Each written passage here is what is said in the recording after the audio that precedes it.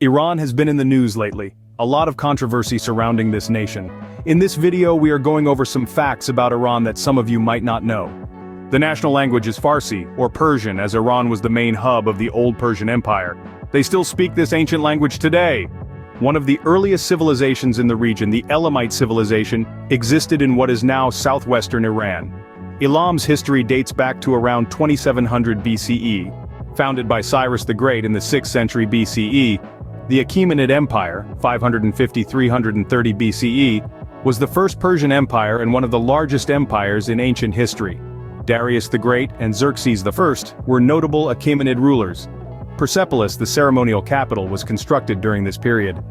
Zoroastrianism, one of the world's oldest monotheistic religions, originated in ancient Persia. Zoroaster, or Zarathustra, is the prophet associated with the founding of this religion. Manichaeanism, a major religious movement founded by the prophet Mani in the 3rd century CE, had its roots in ancient Iran. The religion combined elements of Zoroastrianism, Christianity, and Buddhism.